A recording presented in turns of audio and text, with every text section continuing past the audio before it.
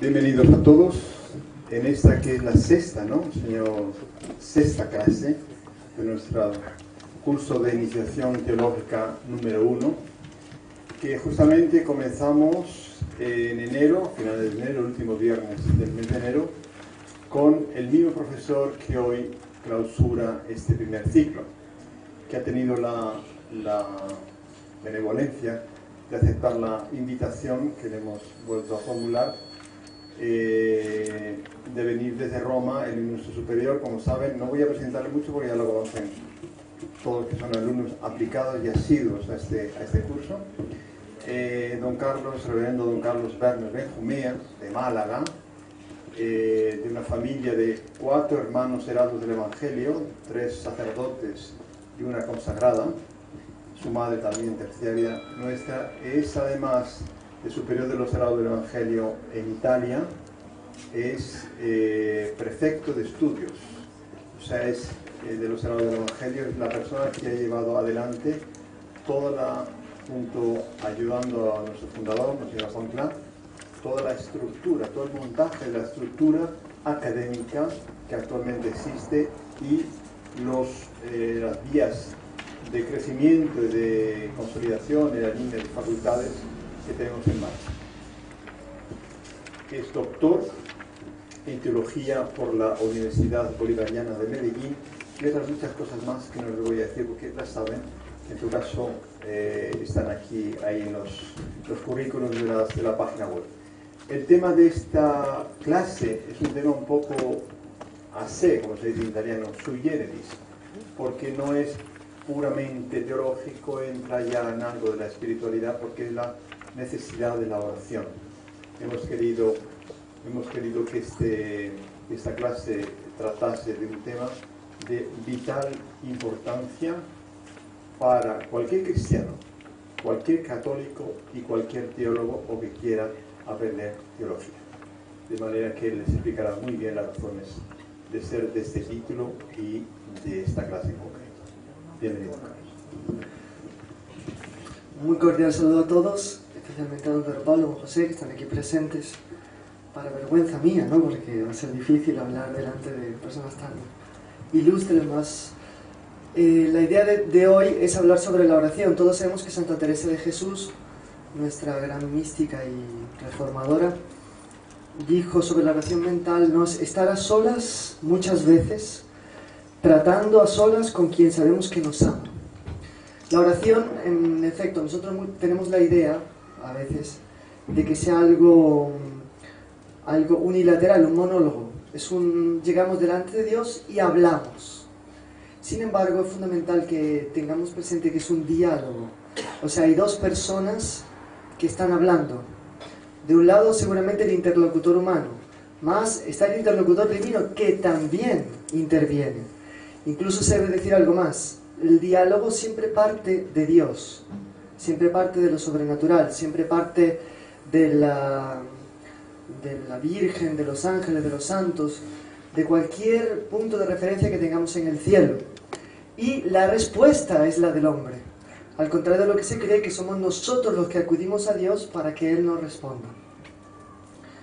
En las fichas que les dejaron para preparar la clase, la primera, hay dos definiciones de oración que cita el Catecismo en el número 2559, que es la clásica de San Juan Damasceno, la elevación del alma a Dios, que esto da una idea de que somos nosotros los que vamos a Dios.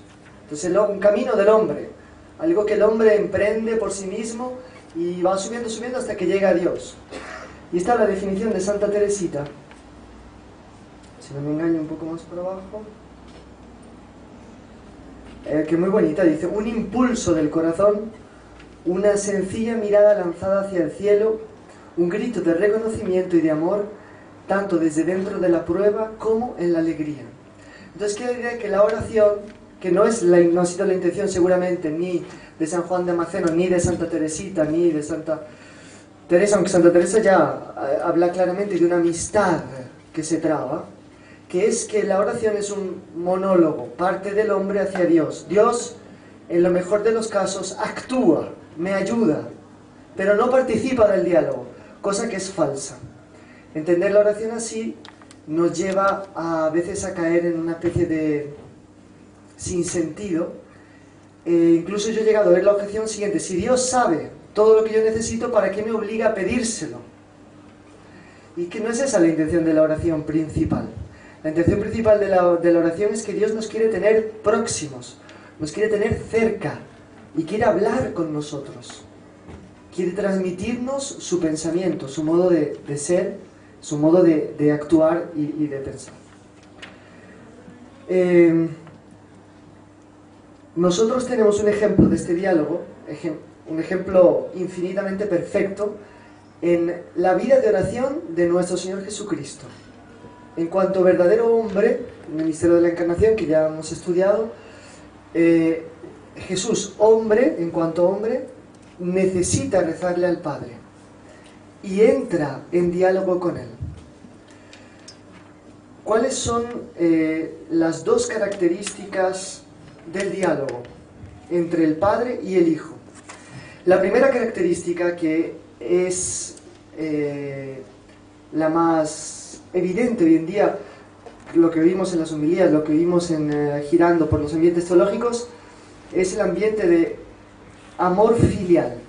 Todo el mundo ya ha oído decir aquí que Jesús decía Abba, y que Abba era el término con el que el Hijo se refería al Padre en el recinto de la familia, que nosotros podemos traducir en español por papá. Un trato insólito a Dios. Hasta el momento nadie se atrevía a tratar a Dios así. Hay comparaciones en el Antiguo Testamento. Dice, si una madre se olvidara del hijo, yo no me olvidaría de ti.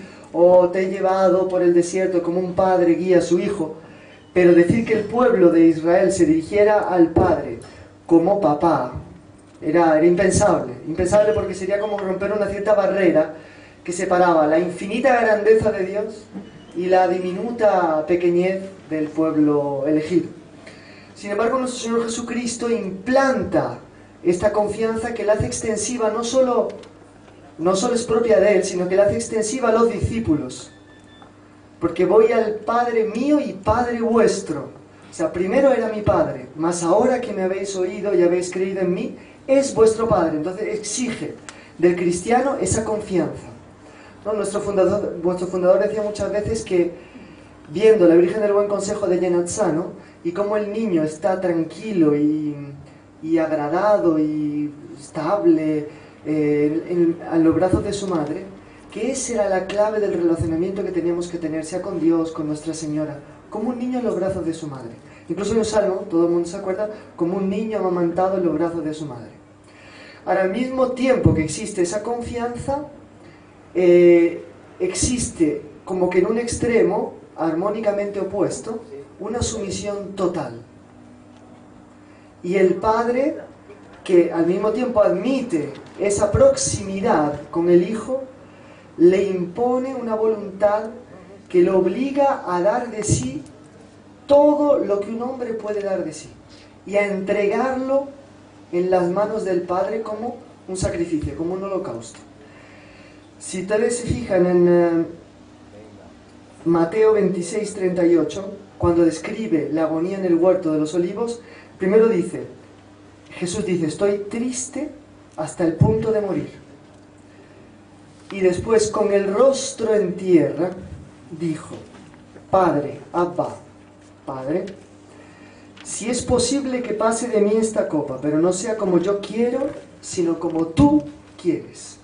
Aquí vemos perfectamente retratado en el Evangelio esta doble, una especie de arco gótico maravilloso en el cual encontramos toda la confianza de un hijo, de un niño pequeño en los brazos de su padre, y toda la sumisión de un esclavo en las manos de su Señor.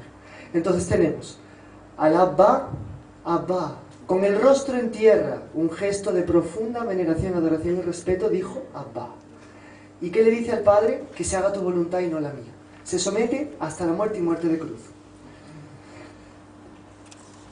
Este binomio es importantísimo, de confianza plena y de respeto, de sumisión plena, marca a fondo la oración del cristiano. Y si queremos saber entonces qué es la oración es el diálogo entre Dios y el hombre en el cual se establece una relación doble de confianza y de sumisión casi ilimitada.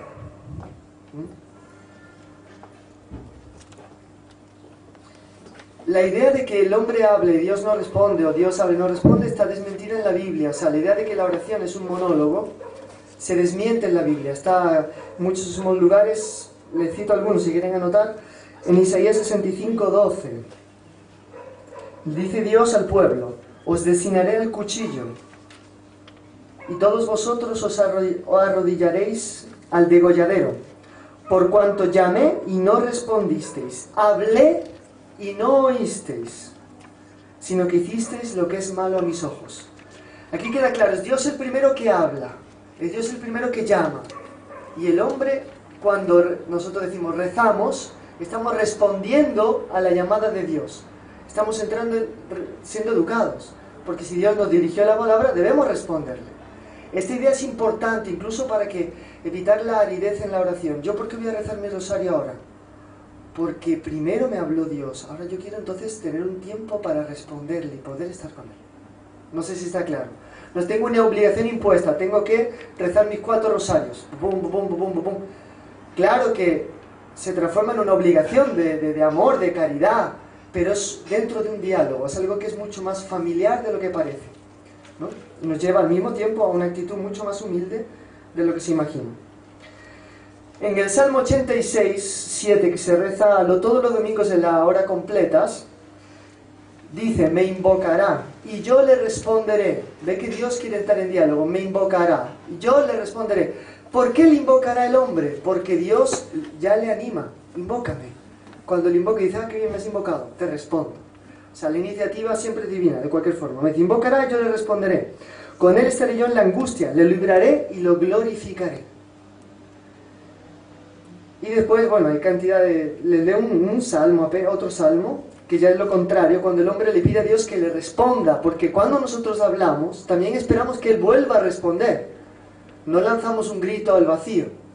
No son dos que se han encontrado en coche y dicen adiós, adiós, y se fueron. No, es una relación que continúa. Entonces, si Dios me habla, yo le respondo y quiero que Él me vuelva a responder. Cuando Él no se hace oír, el hombre reclama, como los niños reclaman a los papás cuando no les prestan atención. Y miren qué bonito. No escondas de mí tu rostro, en el día de mi angustia, inclina a mí tu oído. El día que te invocaré, inclina a mí tu oído. O sea, el hombre pide que responde. Si quieren anotar, tienen solo en los salmos. Salmos 4, 1, 27, 7, 38, 15, 55, 2, 108, 6, 119, 122 y 145, 143, 1, 143, 7. Todos diálogos del hombre con Dios. En el Nuevo Testamento hay un hecho muy bonito, que a nuestro fundador le gusta muchísimo y lo ha citado 1000 veces. Padre Pedro Pablo y don José lo saben mucho mejor que nosotros incluso. Que es este diálogo que está en San Lucas 18, 40, 43. Nuestro Señor con el ciego se encuentra con él y le dice: ¿qué quieres que te haga? Primero, dialogante nuestro Señor. El ciego dice: Señor, que vea. Y nuestro Señor le dice: tu fe te ha salvado, sea como tú dices. El ciego vio y como consecuencia lo seguía. ¿Pero cómo lo seguía? Glorificando a Dios. Es un diálogo continuo. ¿Qué quieres que haga? Que vea. Ve. Vio, glorificó a Dios y lo seguía. O sea, la oración, en el fondo, lo que nos introduce es a una intimidad con Dios que es extensiva a la Virgen Santísima, como vamos a ver por esperamos sea futuro dogma de la mediación universal de todas las gracias, a los santos, a los ángeles, por el cual, una vez que se establece una verdadera oración, no se acaba nunca, hasta la muerte. No, tampoco en la muerte, porque el cielo es un único acto de oración continua, en el cual Dios nos habla mostrándonos su amor, y nosotros vamos a estar respondiendo toda la eternidad, mostrándole nuestro amor a Él. Es un diálogo que no termina. Hay dos hechos muy bonitos de santos medievales que muestran también este diálogo. Santo Tomás, cuando terminó de escribir la misa del Corpus Domini, que estaba delante del sagrario, o delante, otros dicen delante de un crucifijo, y estaba absorto en la oración, y se oyó una voz que también fue percibida por los demás frailes que se encontraban en la capilla, que le dijo nuestro Señor: Toma, Tomás, bene scripsisti de me. Escribiste muy bien a mi respecto. Ven que es el diálogo. O una vez que San Bernardo, siempre que pasaba delante de la imagen de la Virgen, decía Salve María. Y un día se olvidó porque tenía mucha presa y la Virgen le dijo Salve Bernardo. La Virgen estaba esperando. La oración es, por tanto, un estar, como dice Santa Teresa, estar en compañía, muchas veces a solas, tratando con quien sabemos que nos ama. Aquí podemos levantar una objeción. Eso es muy bonito lo que usted está diciendo, pero yo tantas veces rezo y a mí nadie me responde. No soy místico, no soy Santo Tomás, no me ha hablado el sagrario, no me ha hablado ninguna imagen de la Virgen, no he tenido un sueño. No, y entonces, ¿cómo queda ese diálogo? Yo rezo porque me siento en los momentos de angustia, de aflicción, necesitado de ayuda, grito al cielo y después a veces pasan cosas pero no oigo nada. Y esto es importante porque si ustedes se fijan en la ficha número 3 que les han dado, número 2653, también del Catecismo, un poquito más a mitad del párrafo dice: recuerden que a la lectura de la Sagrada Escritura debe acompañar la oración, para que se realice el diálogo de Dios con el hombre, pues a Dios hablamos cuando oramos, a Dios escuchamos cuando leemos sus palabras. Y aquí vamos a ver dónde Dios nos habla, porque no solamente Dios habla directamente a nuestro interior místicamente, que lo hace, y mucha gente, la mayoría de los cristianos, han oído de una u otra forma la voz de Dios en el interior de su corazón, más también habla a través de la Escritura. ¿Se acuerdan todos del caso de San Antón? Que él se quedó sin huérfano de padre y de madre, riquísimo, ocupó cargos importantes, tenía una hermana pequeña, y entrando en una iglesia estaba siendo proclamado el evangelio del joven rico. Y cuando él entraba en la iglesia con la hermanita, oyó esta voz: déjalo todo y sígueme, véndelo a los pobres y sígueme. Y San Antón dijo: es para mí. Lo vendió todo, dejó a la hermana con unas viudas, que en aquella época formaban una especie de monasterios, de conventos, ya desde la época de San Pablo, por los años 60, 70 ya existían estas comunidades, para que la cuidasen. Vendió todo y se hizo pobre. ¿Se acuerdan del caso de San Agustín? San Agustín, que tenía estos problemas de cuando ya estaba en la fase de la conversión, pero le faltaba dar el paso de la práctica de la virtud, de la castidad, que en determinado momento estaba en un jardín, y en el jardín oyó una voz de un niño que decía: tolle e legge, cógelo y léelo, cógelo y léelo. Y San Agustín cogió la Biblia, abrió Corintios, que decía San Pablo: basta ya de inmoralidad, de orgías, y de esa palabra, cuando la oyó, le golpeó de manera tan fuerte que adquirió la fuerza para practicar la virtud de la continencia, lo que después le permitió optar al bautismo, ser ordenado presbítero, obispo, como todos saben, y ser un astro luminosísimo en la historia de la Iglesia. Entonces, la lectura de la Sagrada Escritura es ciertamente un momento propicio para oír, estar en este diálogo, oír lo que Dios nos va a decir. La liturgia, en varios aspectos. Primero, porque la liturgia se proclama la palabra de Dios, y también en las predicaciones, cuando el sacerdote es fiel al espíritu de la Santa Iglesia y procura proclamar el Evangelio conforme mandan las indicaciones del magisterio, de la liturgia, etc., es también un momento clave para que la persona, oyendo las palabras, se convierta. Y de hecho, quien es sacerdote tiene esa experiencia. Muchas veces después de la misa los fieles procuran, buscan y dicen: me quería confesar porque una cosa que usted dijo. Y no fue el sacerdote que lo dijo, fue el Espíritu Santo que lo dijo por los labios del sacerdote. Pero la persona le golpeó y se convirtió, vienen a confesarse. Una buena predicación siempre tiene estos frutos. La gente después se da cuenta de las debilidades, de los fallos, de los pecados, y busca la conversión. Pero no solamente esto, tenemos en la descripción de Paul Claudel, no sé si han estado alguna vez en Notre Dame de París. Los que han estado han visto que hay en el altar principal, en una lateral, un cartel grande, donde está el facsímil del libro, de la autobiografía de Paul Claudel, donde él describe su conversión a raíz de las vísperas solemnes, antes de la fiesta de Nuestra Señora, que oyó en Notre Dame de París.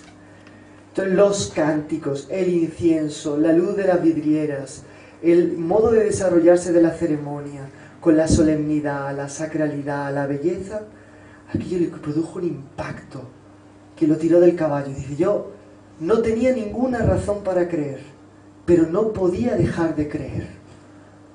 O sea, fue tan fuerte el impacto de la liturgia que se convirtió.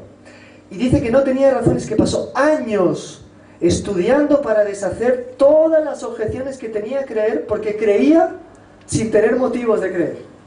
Y era el Espíritu Santo que le había hablado en la liturgia. Hay que decir aquí, por eso nuestro fundador, Monseñor John, tiene tanto empeño en que dentro de los heraldos se cultive la sacralidad, la belleza, la majestad, si posible, la grandeza, al mismo tiempo la perceptividad de la liturgia. Porque sin ese impacto de belleza, muchas conversiones no se operarían. Otro momento para oír a Dios es el silencio. El silencio que a veces nos impone una enfermedad o una circunstancia que nos impide de actuar, de vivir en la rutina, en el día a día, las cosas que hay que hacer, y subir y bajar, y entrar y salir, y el teléfono y esto y aquello y otro. Nos acordamos todos de San Elías cuando dice Dios que se va a mostrar a él. Y va a una gruta y ve que primero pasaron los truenos, después el fuego, y al final Elías quedó fuera asistiendo al fuego, el trueno, creo que era el granizo, y al final, cuando empezó a soplar una leve brisa, Elías se prostró por tierra porque Dios estaba pasando. O sea, el silencio, que sea en un momento de oración, de recogimiento, de sufrimiento, nos permite empezar a oír una voz que está más allá del ruido cotidiano, que es la voz de Dios. Pero quizá la característica que más permita al ser humano de oír la voz de Dios es el maravillamiento, el entusiasmo. Y esto lo vemos en el caso de Zaqueo. ¿Se acuerdan todos del caso de Zaqueo, no? Está en San Lucas 19, 1, 10. Si me permiten lo leemos.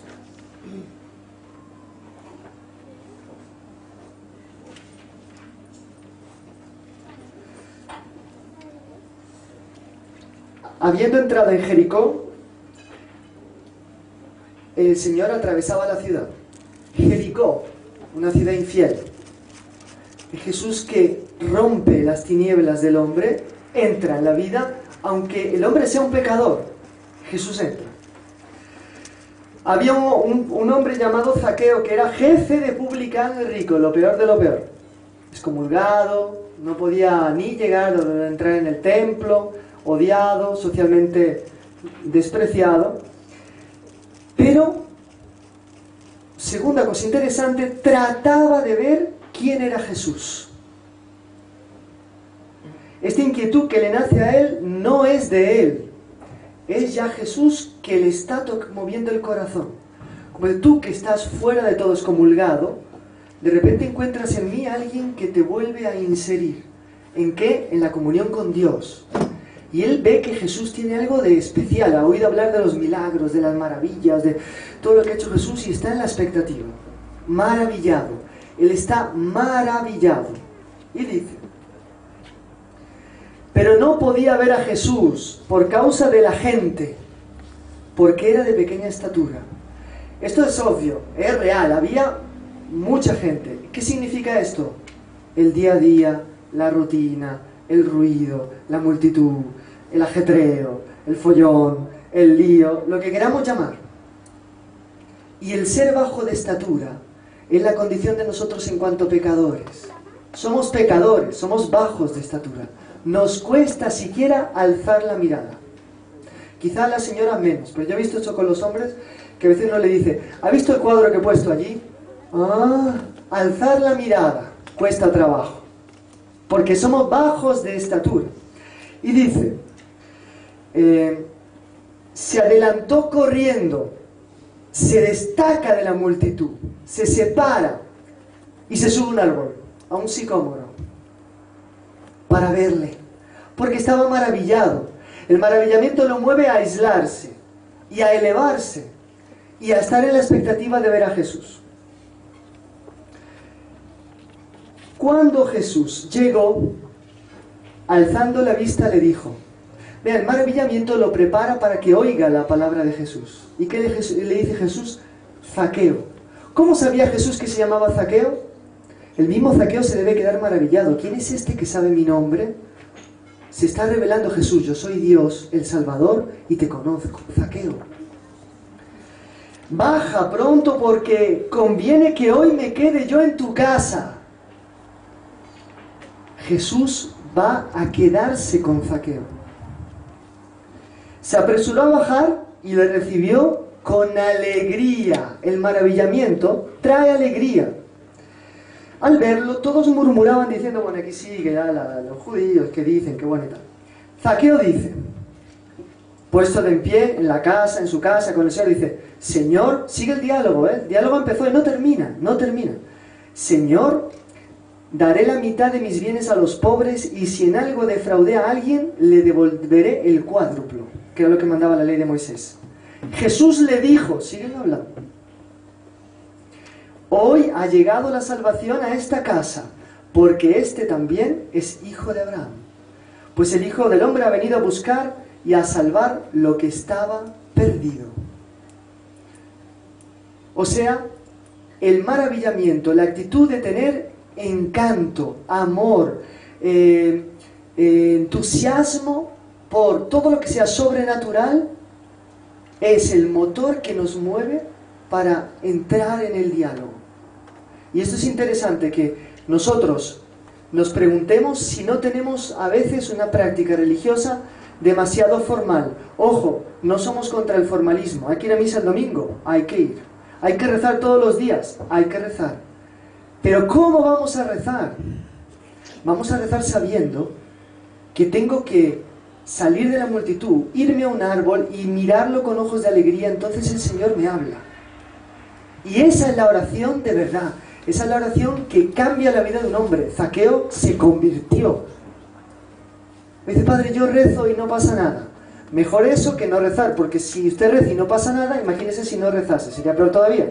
Pero si usted rezase bien, pasaría algo. Entonces, ya que estamos en esta clase de hoy, me pareció que podemos incentivar la oración cotidiana y lo vamos a hacer, pero explicar un poco más en profundidad qué sea la oración, para que la gente salga con deseo de rezar. Yo quiero estar con Dios, es agradable. Una vez nuestro fundador le dijo a alguien, mire, para superar ese defecto que tiene usted, solo rezando. Y no me diga que no va a poder hacerlo, porque si yo le pidiera que hiciera un sacrificio, eso es duro. Pero rezar es siempre agradable. Y cuando la persona me contó eso, a mí se me quedó marcado y digo, es verdad, rezar siempre es agradable. Porque es estar en compañía, tratando a solas con alguien que sabemos que nos ama más que nadie.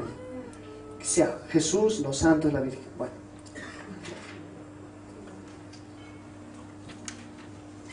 Por eso, fíjense, yo les quería leer esta es la ficha número 9 de los comentarios al gran medio de la oración, que esto es importante, y esto fue lo que me inspiró un poco a impostar la clase de hoy en ese sentido.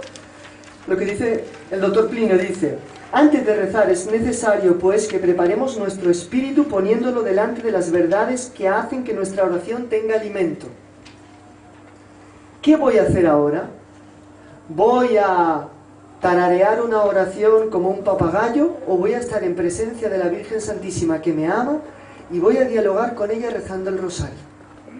Son dos cosas completamente diferentes. Si yo me pongo delante de ella para dialogar con ella en ese espíritu de confianza y de humildad, de sumisión, salgo transformado. Si tarareo, mejor que nada, porque el mismo Dr. Pino decía, recen como puedan y recen mucho.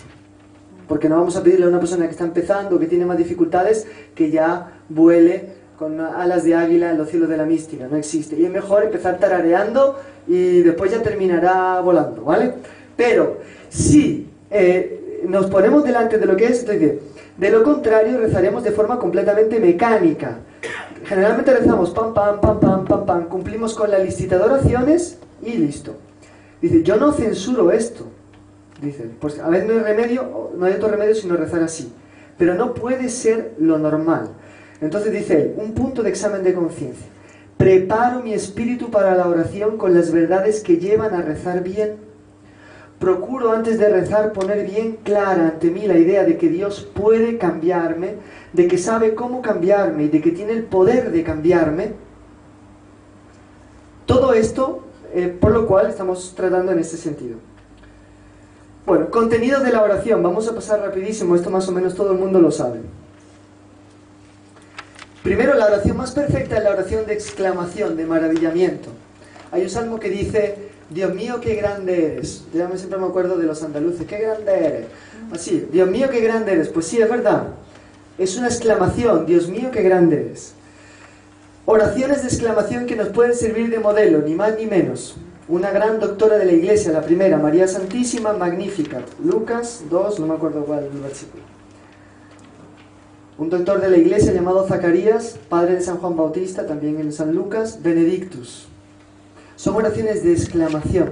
Esta oración de exclamación, cuando sentimos que Dios nos ha salvado de algo, nos ha salvado la eternidad entera, esta no termina en esta vida, pasa para la vida eterna. La vida eterna es una oración de exclamación continua.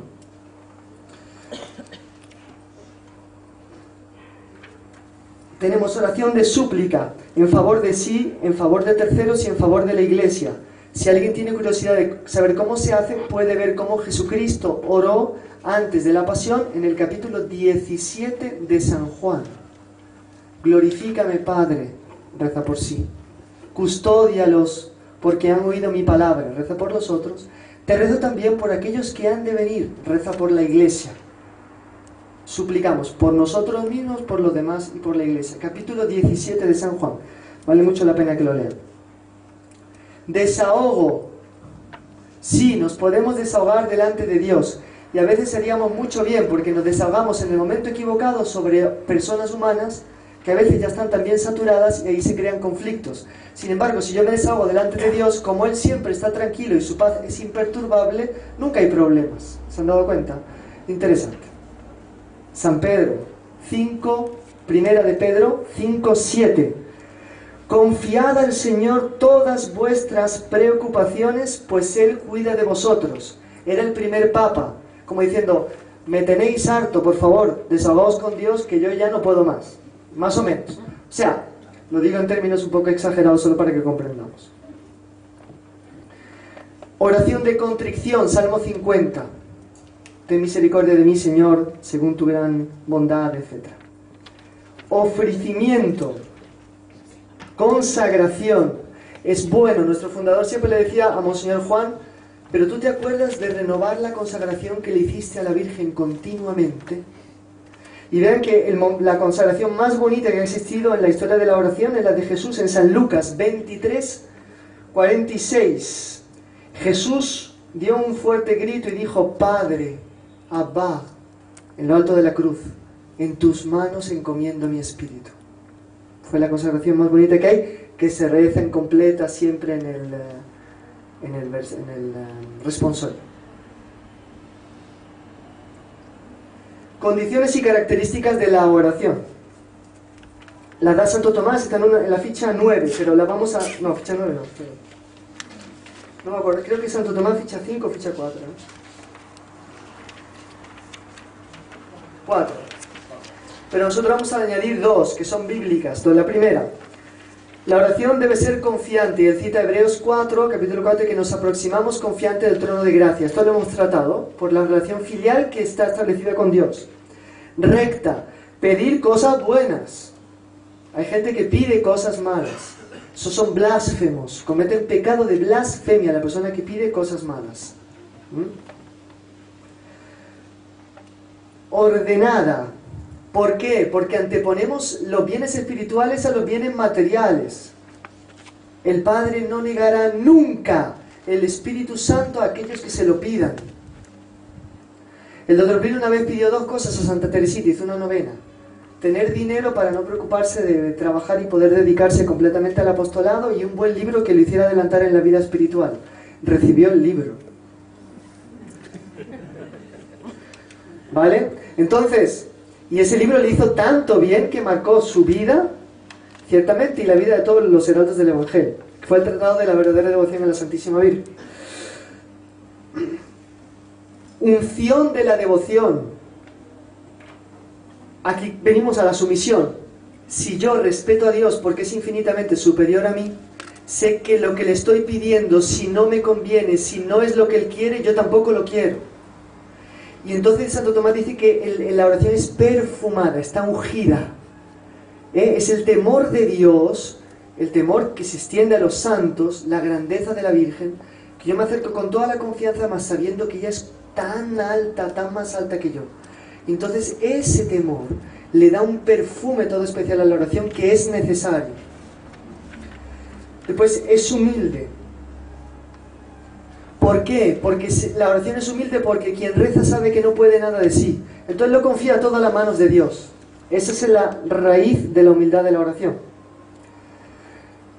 Aquí hay otro aspecto que gustaría de resaltar. La oración fuerte contra Dios. Esto es una expresión no precisamente teológica, pero más bien, digamos, no diría literaria, más metafórica, expresiva, que es cuando Dios se hace duro y quiere que el hombre combata contra él, por así decir, y como que lo convence a hacer algo que él parecería que no quiere hacer. Y está simbolizada por la lucha de Jacob con el ángel, que pasaron toda la noche luchando. Al final Jacob venció y el ángel le tocó la pantorrilla y le dejó cojo de una pierna. Cuando hubo un problema serísimo hace unos años de un accidente que puso a algunas personas menores de edad en riesgo de vida entre los heraldos, los médicos todos dijeron que iban a morir algunas de esas personas que eran menores de edad. Monseñor Juan dijo: no van a morir. Organizó 40 horas, hizo un exorcismo, y personas que estaban desahuciadas de los médicos están todos vivos, porque sintió una inspiración interior del Espíritu Santo de forzar la puerta y de no permitir que murieran, y fue a tal extremo que lo consiguió. Esto a veces es necesario. Cuando, evidente que está la inspiración del Espíritu Santo, mal criterio es cuando hay el riesgo, el mal sería tan grave de perder muchas otras almas o de colocar en riesgo una obra o de, en fin, hay que forzar la puerta. Y por último, un criterio evangélico, San Lucas 2, 5, 8, la insistencia. La insistencia que está ligada con la humildad, porque a veces Dios deja que le insistamos para darnos cuenta de que no somos nada ni nadie, y de que Él no tiene que estar atendiéndonos por nada, y que cuando Él quiera nos atenderá y cuando no, nosotros tenemos que seguir pidiendo, sabiendo que somos indignos, hasta que acumulemos con la cantidad lo que no podemos ofrecer con la calidad de la oración. Entonces la insistencia es esa metáfora famosa de aquel que llega a pedir panes. Monseñor Juan muchas veces lo cuenta, explica cómo eran las casas, que de noche la casa entera se transformaba en dormitorio, sacaban la paja que estaba guardada en la gruta, la extendían, todos los niños todos dormían, y si había que ir a abrir la puerta se levantaba la casa entera, y había que ir a coger el fuego, y para ver dónde estaba el pan, y este no quería, no, vete, no tengo pan, mis niños están dormidos, y el otro insistió, hasta que este dijo, ¿sabe qué? Le doy el pan, porque es que si no... Entonces, nuestro Señor dice, hay que insistir. Bien. Y la última característica de la oración cristiana, ¿cuál es? La mediación. Primero de nuestro Señor Jesucristo. Sin mí no podéis hacer nada. San Juan 5 algo, no me acuerdo y no he tenido tiempo de buscarlo. Me disculpo.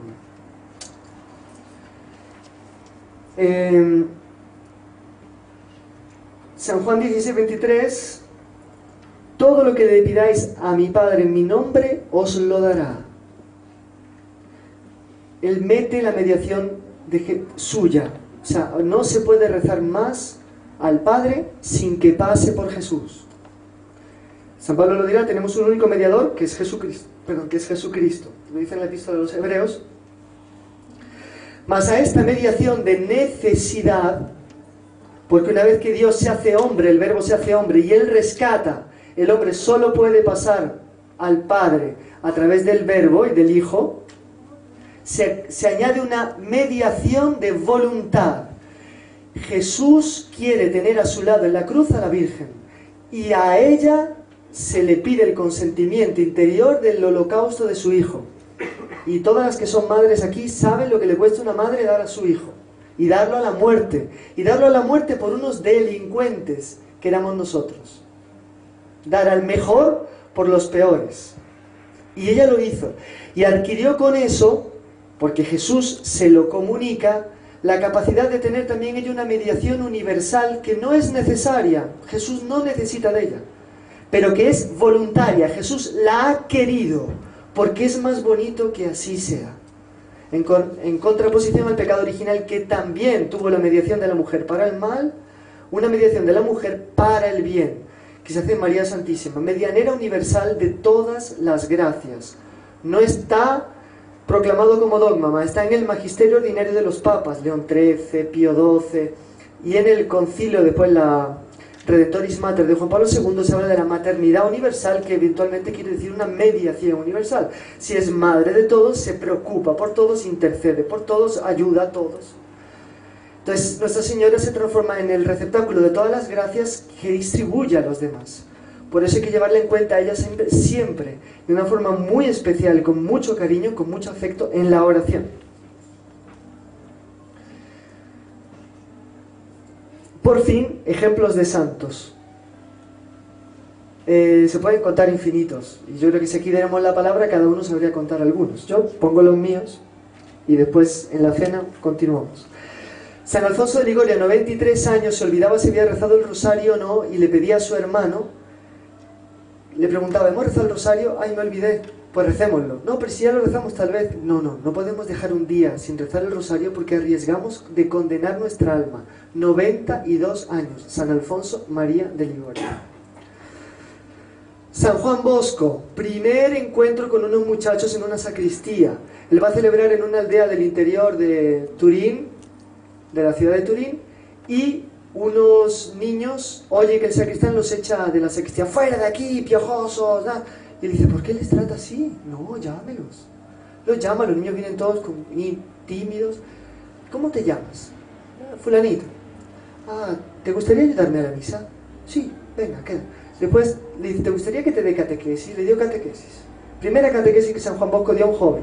Dice, bueno, ahora vamos a rezar un Ave María a la Virgen. Se arrodillaron los dos juntos en la iglesia y rezaron un Ave María.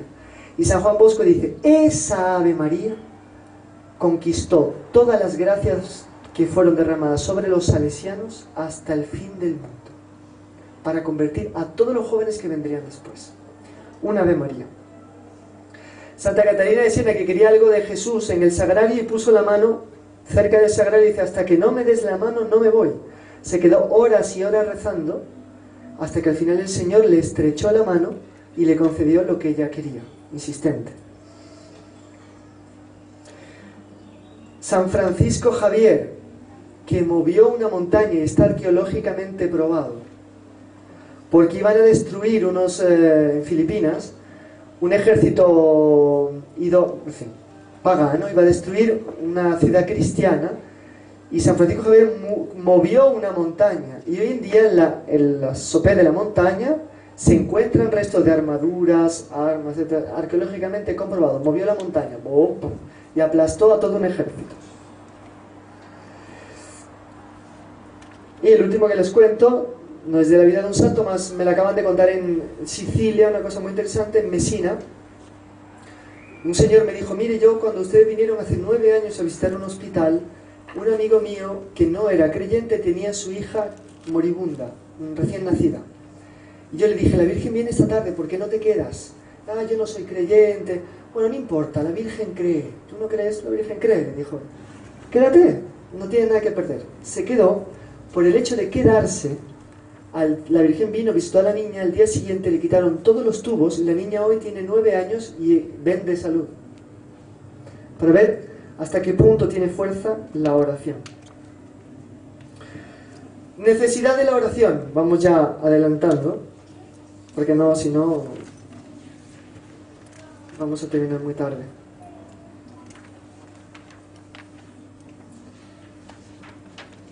Cuando se da el episodio del joven rico, que nuestro Señor dice, es más fácil que un hilo de una aguja,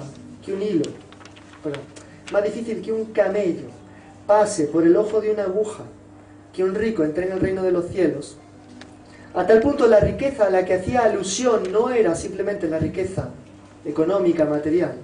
Los discípulos le preguntan, entonces, ¿quién podrá salvarse? Que habían entendido perfectamente que la riqueza que el Señor se refería era el apego a las cosas de este mundo. Y Él les dijo, lo que es imposible para los hombres es posible para Dios. O sea, sin la ayuda de Dios nadie se salva. Sin mí no podéis hacer nada. Creo que es San Juan 14:14. Sin mí no podéis hacer nada.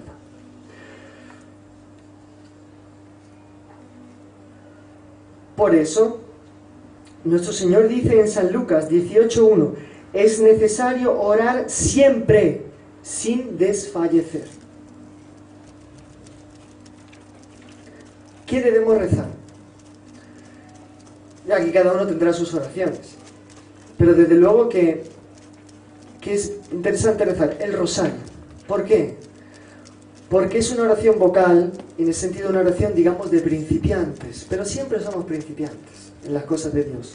Pero al mismo tiempo es mental, porque medito y contemplo los misterios de la vida de nuestro Señor. Entonces, el Santo Rosario, ideal.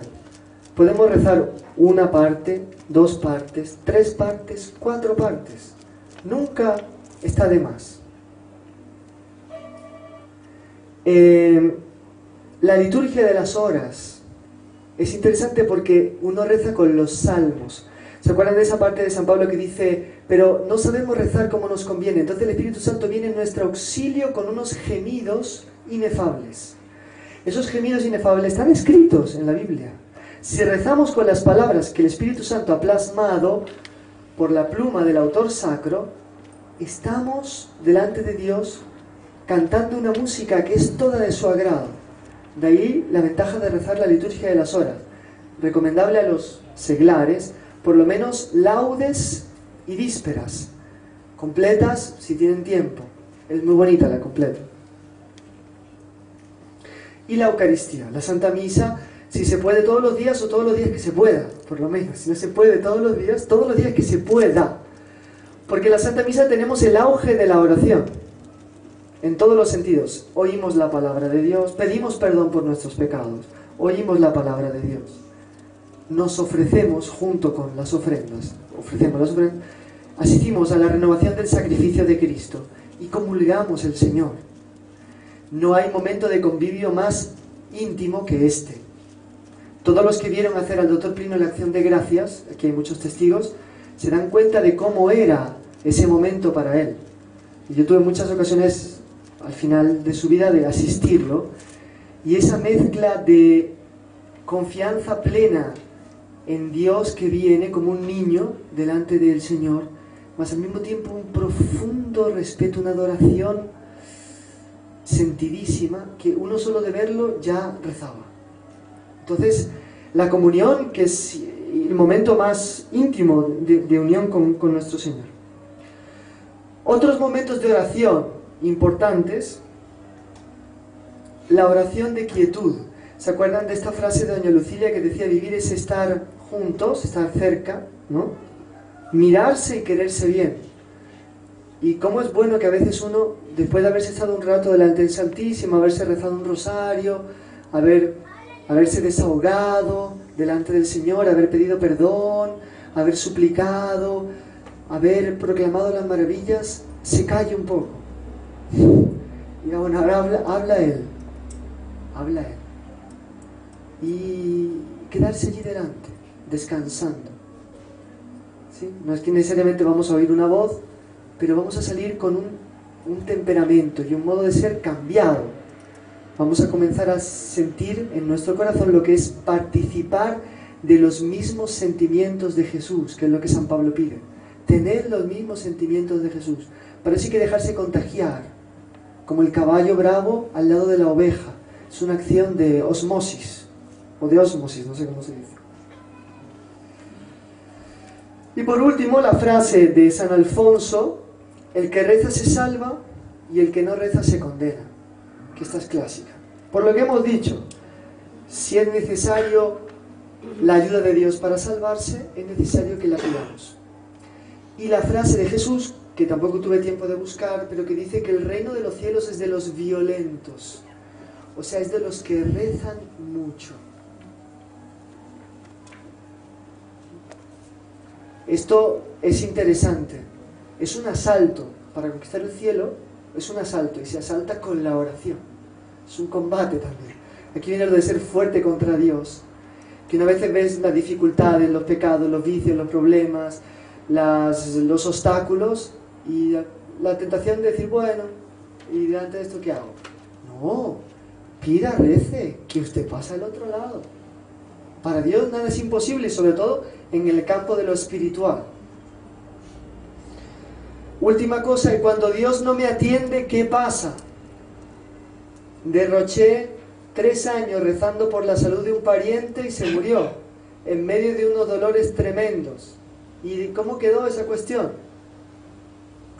Cuando Dios no nos da un bien material, es porque nos va a dar un bien espiritual mucho mejor que el bien material que estábamos pidiendo. Y les cuento un hecho y con esto terminamos, porque ya el hermano Carmelo dice que me quiere mucho y todo, pero que ya la hora ha pasado. Vaya. Entonces, Santa Teresa un día estaba rezando en su oratorio pidiendo por la salud espiritual de su hermano, salud espiritual de su hermano. Solo que en aquellos días ella había recibido la orden del provincial de los carmelitas de ir a Ávila a asumir el priorato, o sea, de ser la priora, del convento de la Encarnación, de donde ella se había escapado para hacer la reforma. Como todos podrán entender, no la amaban demasiado a Santa Teresa, que es una forma eufemística de decir que la tenían, vale, si se hicieran dardos en la época,